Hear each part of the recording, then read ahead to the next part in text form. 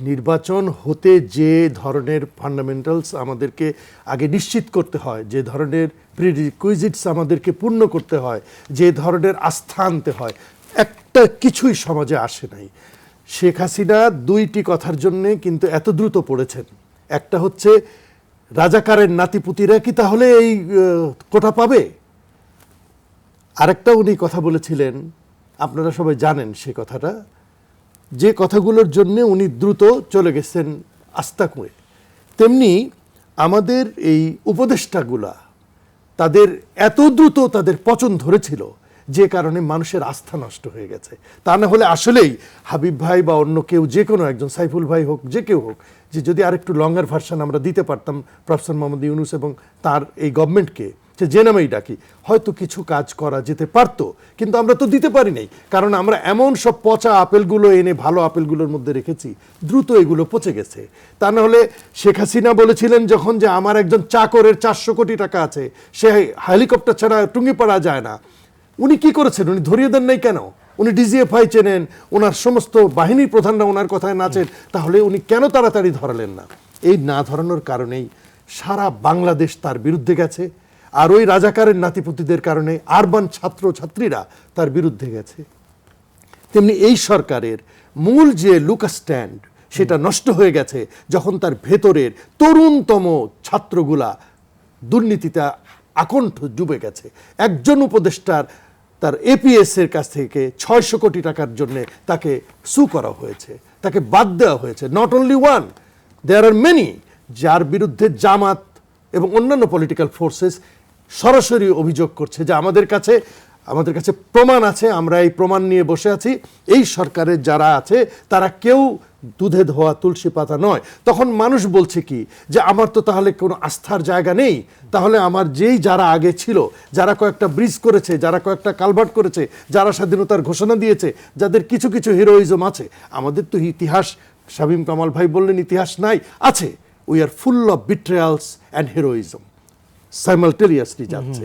আমাদের কিন্তু বিট্রেয়ালস এন্ড আমাদের এই মোশতাক, খন্দকার মোশতাক, তিনি কাঁদতে কাঁদতে বঙ্গবন্ধুর পিতার লাশ নিয়ে কবরের মধ্যে যে দাপাচ্ছিলেন আর বুক চাপড়াচ্ছিলেন, কয়েকদিন পরে তিনি কিন্তু হত্যাকাণ্ডের মূল কুশীলব হিসেবে নিজেকে প্রমাণ করেছেন। ফলে আমাদের হিরোইজম আছে, নবাব সিরাজউদ্দৌলার মতো লোক আছে যে সর্বস্ব তার চলে গেছে তার এই বাংলার জন্যে, কিন্তু তারপরেও সে মাথা নোয়ায়নি। আবার তেমনি মোশতাকের মতো আমাদের লোকজন, সিরাজউদ্দৌলার সময় মীর জাফর ছিল, হ্যাঁ মীর জাফরও এখনো আছে ভাই সাইফুল সাহেব।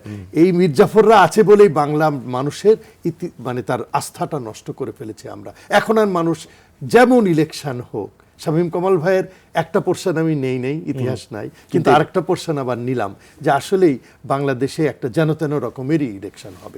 এবং একটা মিনিট আমাকে একটু বলতে দিন, যে যেভাবে এখনকার তথ্য প্রযুক্তি মানুষকে হেয় প্রতিপন্ন করছে, তাকে এগোনোর চেয়ে তাকে পিছাচ্ছে বেশি, এমনভাবে তার উপরে কাজ হচ্ছে যে হাদিকে এখন আর বাঁচানোর আশাও নাই। তার আপন ভাই বলছে, আবু বকর সিদ্দিক, যে আমার ভাইটা আর সেই ভাই হিসেবে ফিরবে না, যদিও বাঁচেও তাহলে ওইটা না বাঁচারই সামিল হবে। তো মানুষকে ক্ষতি করতে করতে করতে করতে আমরা এমনভাবে নিয়ে গেছি যে এখন বাংলাদেশে একটা স্বাভাবিক, সুন্দর, আপনার ক্রেডিবল, একটা ইনক্লুসিভ, একটা ফ্রি ফেয়ার ইলেকশন হতে গেলে আমি মনে করি যে সময় এই 15-16 মাসের মধ্যে আমাদের এই জায়গা থেকে আমরা এখন আমাদের ধরে ধরে আমাদের নৈতিকতার জায়গাটাও মেরামত করার দরকার ছিল এবং আমাদের ক্যাপাসিটি বিল্ডিংয়ের দরকার ছিল, এবং তা আমরা করতে পারিনি বলেই আজকে একটা যেনতেন নির্বাচনে যাচ্ছে। বিএনপি মনে করছে যে যত দিন যাবে আমার বিরুদ্ধে একটা অর্গানাইজড প্রোপাগান্ডা চলছে, আমি দখল করেছি, আমি টাকা চাঁদাবাজি করছি, আমার সিট আরো কমবে।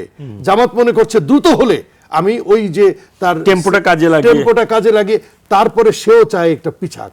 এনসিপি তো চাই, কারণ মানে মরণ শয্যায় কিংবা খুবই একটা ক্রিটিক্যাল অবস্থায় বেগম খালেদা জিয়া যখন হাসপাতালে, তখন কিন্তু ইকবাল হাসান মাহমুদ টুকু একটা কথা সত্য বলেছেন যে মায়ের চেয়ে মাসির দরদ বেশি।